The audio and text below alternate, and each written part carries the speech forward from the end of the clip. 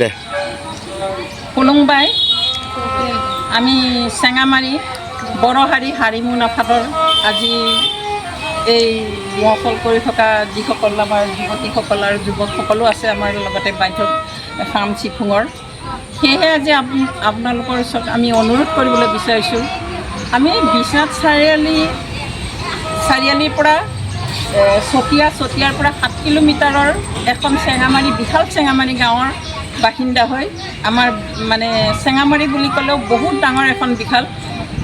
আৰু আমি 8খন গাঁও হিচাপে 8খন গাঁও আছে আমাৰ ইয়াত গাঁও হিচাপে আমি সেই গাঁৱৰ যুৱক যুৱতীসকলে আজি আমি আমাৰ বাগৰুম্বা বা বড়োৰ যিবিলাক সংস্কৃত নৃত্য যি বাগৰুম্বা আমি এইবিলাকৰ কাৰণে আগবাঢ়ি আহিছোঁ কিন্তু এটাই আমাৰ দুখ যে এই দুখটোৱে আমি বহুত বিপদত পৰি আছোঁ এইটো দুখ হ'ল আমাৰ কি যে আমি ভাষা নাজানো আমি ইয়াত বিভিন্ন জাতি জনজাতিৰ লগত ধৰ আমাৰ ইয়াত আমাৰ ওচৰতে অসমীয়া মানুহ মুছলিম মানুহ আদিবাসী আৰু লগতে বড়ো এনেকৈ জাতিৰ মিছ হৈ আমি ভাষাটো আমি ইয়াত নাজানো সেইটোৰ কাৰণে সেইটোৱে আমাৰ দুখ হ'ল তেও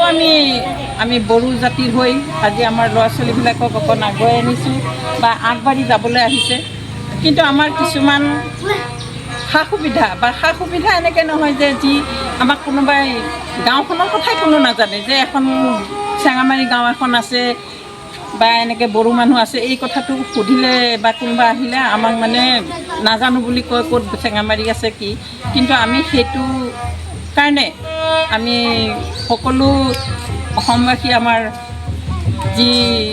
ভূমিপুত্ৰ বড়োসকলক আমি খুলুংবাই কৰি ক'বলৈ বিচাৰিছোঁ যে আমি আমাৰ যিখিনি ল'ৰা ছোৱালীয়ে নিজৰ সাজ পোছাক দখনা আৰনাই পিন্ধি বা খাম চিফুং লৈ যেনেকৈ আগবাঢ়ি আহিছে কিন্তু আমি নিজে চেষ্টা কৰি আজি আমাৰ যিখিনি আমাৰ জাতিৰ সংস্কৃতিৰ সাজ পোছাক সকলো আগবঢ়াই নিম বুলি আমি ভাবিছোঁ আৰু আমাক অকলেই নোৱাৰোঁ হয়তো আমাৰ সকলো আমাৰ যিসকল আমাৰ নিজৰ এখন সমাজৰ যিসকল অসমৰ বড়ো জাতি যিসকলে আমাকো সহায় সহযোগ বা আমাক যদি সহযোগ কৰে আমি বহুত আনন্দিত হ'ম কাৰণ আমি বৰ অকলশৰীয়া হৈ পৰা নিচিনা হয় আমাৰ কিবাত কাৰণ আমি বড়ো জাতি এটা হৈ আমি এনেকৈ এটা ঠাইত কিবা কৰি আছোঁ যেনেকৈ যে আমাৰ অসমীয়া ভাষাত কয় যে চুকৰ ভেকুলী বুলি কয় আমি তেনেকৈ সোমাওঁ আৰু ওলাওঁ কাৰণ কিয় যদি আমি আমাৰ দখনা কিবা পিন্ধি যাওঁ গাড়ীত হওক ৰাস্তাত হওক যদি আমাক দখনা পিন্ধি যোৱাৰ পিছত কয় আপোনালোকে ভাষাত সুধি দিলে আমি ভাষা ক'ব নোৱাৰোঁ সেইটো লাজত আমি দখনা বা এনেকৈ পিন্ধিবলৈ আমি মানে ভাল নালাগে সেইকাৰণে আমি আমাৰ যি আমি অসমীয়াৰ সাজ পোছাক চাদৰ মেখেলা এইবিলাক পিন্ধি আমি মানে থাকোঁ বা ক'ৰবালৈ যাওঁ কিন্তু সেইটো সদায় হৈ থাকিব নোৱাৰে আমি যেতিয়া আমাৰ বড়োসকলে আগবাঢ়ি আহিছে আৰু এয়া গুৱাহাটীত যিটো বাগৰুম্বা হ'ল আমি এইটো একোৱে গম নাপালোঁ সেইটো বাৰু আমাৰ ভুল বা আমাৰে দুখ আছে আমাৰে ভুল আছে আমি ভাষা নাজানাৰ কাৰণে বুলি আমাৰ এটা ভুল হৈ আছে সেইটো আমি দুখ ধৰা নাই কাকো আমি নিজকে দোষী বুলি আমি